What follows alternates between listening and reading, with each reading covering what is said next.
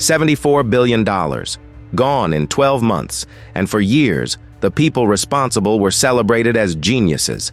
This is Fallen Fortunes, where we follow the money all the way down. At its peak, Enron Corporation was the seventh largest company in the United States. $101 billion in reported revenues, a stock price near $90 a share. Fortune magazine named it America's most innovative company 6 years in a row. 6. Not once, not twice. 6 consecutive years. Its Houston headquarters was a 30-story glass tower that felt like a monument to the future. The executives flew private. The lobbying budget ran into the tens of millions. Enron was not just a company, it was an idea that American capitalism, reimagined with enough intelligence and ambition, had no ceiling. And then, in March of 2001, a journalist named Bethany McLean asked one question. 1. She was writing a piece for Fortune magazine, and she called Enron's investor relations team. Her question was simple. How exactly does Enron make its money? Nobody could give her a straight answer. That question, 6 words, was the first crack in the wall. But here's where it gets worse. The wall had been hollow for years. To understand how Enron fooled everyone, you have to understand how completely it earned trust. Arthur Andersen, one of the 5 most respected accounting firms on earth, audited every Enron filing. Every single one. Wall Street analysts lined up to give it buy ratings. Major banks extended it credit. The board of directors included PhDs, a former federal regulator, and a dean from Stanford Business School. The executives were celebrated as visionaries. CEO Jeffrey Skilling had a Harvard MBA and a reputation for intellectual ferocity. Chairman Kenneth Lay had the ear of presidents. They had not just built an energy company. They claimed to have reinvented energy itself, transforming it from a physical commodity into a financial market, something you could trade like a stock or a bond. The pitch was elegant. Natural gas, electricity, broadband capacity. Enron would be the market maker for all of it. The future of global infrastructure flowing through one company in Texas. Wall Street believed it. Pension funds believed it. Employees believed it. Many of them put their entire retirement savings into Enron stock. But the paperwork told a very different story. Here is how the fraud actually worked. 2 mechanisms, both hiding the same thing, the fact that Enron was not nearly as profitable as it claimed. The first was mark-to-market accounting. This is a legitimate accounting tool, but Enron used it in a way regulators had never seen before. When Enron signed a long-term energy contract, say a 20-year deal to supply natural gas, it would book the entire estimated profit from that contract as revenue today, not when the money arrived, not when the gas was delivered.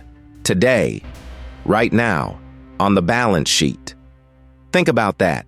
You sign a deal that might earn money over the next decade, assuming prices hold, assuming the counterparty doesn't default, assuming the project gets built, and you record it all as profit this quarter. If the deal later turned sour, and many did, you quietly wrote it down. By then, the earnings had already impressed Wall Street. The stock had already gone up. The bonuses had already been paid. The second mechanism was more deliberate. CFO Andrew Fastow constructed a network of off-balance sheet entities, partnerships with names like LJM Cayman, LJM2, and the Raptors. These were not independent companies in any meaningful sense. Prosecutors alleged they were designed from the beginning to do one thing: absorb Enron's bad assets and hide its debt from investors. Fastow ran these partnerships personally. He collected fees from them while serving as Enron's chief financial officer, a direct conflict of interest the board allegedly approved in writing. According to court records, Enron transferred more than $1 billion in troubled assets into these structures to keep them off the public books. Here is the myth most people believe, that Enron collapsed because it made bad bets in the energy market. The court records tell a different story. The energy businesses were struggling, yes, But the cause of the collapse was a decade of accounting fraud designed to conceal that struggle from every investor who trusted them, and almost nobody noticed. Almost. Jim Chanos noticed. He was one of the most respected short sellers on Wall Street. In late 2000, Chanos had read Enron's public filings carefully, the same filings Arthur Andersen had signed off on, and concluded the returns on capital made no sense. He began quietly betting against the stock. When he later shared his analysis with Bethany McLean, it helped sharpen her already pointed questions. And one person inside Enron noticed too, but she was about to be ignored. Her name was Sharon Watkins. She was a vice president at Enron. In August of 2001, she wrote a memo directly to Kenneth Lay warning him, in plain language, that the company might implode in a wave of accounting scandals. She named the Raptor entities by name. She described the exposure. She told the chairman of the board that the company she worked for was built on a fiction. Lay referred her concerns to Enron's lawyers. The lawyers consulted with Arthur Andersen. Nothing changed. That same month, August 2001, Jeffrey Skilling abruptly resigned as CEO. He had been in the role for less than a year. He cited personal reasons. The stock, already sliding from its $90 peak, dropped further. Then, in October, Enron revealed it was taking a $1,200 million charge to equity, unwinding the Raptor entities. The SEC opened a formal investigation. Within weeks, the company disclosed it had significantly overstated earnings over several years, according to SEC filings. The stock that had traded at $90 was now in single digits, then cents. On December 2, 2001, Enron filed for bankruptcy.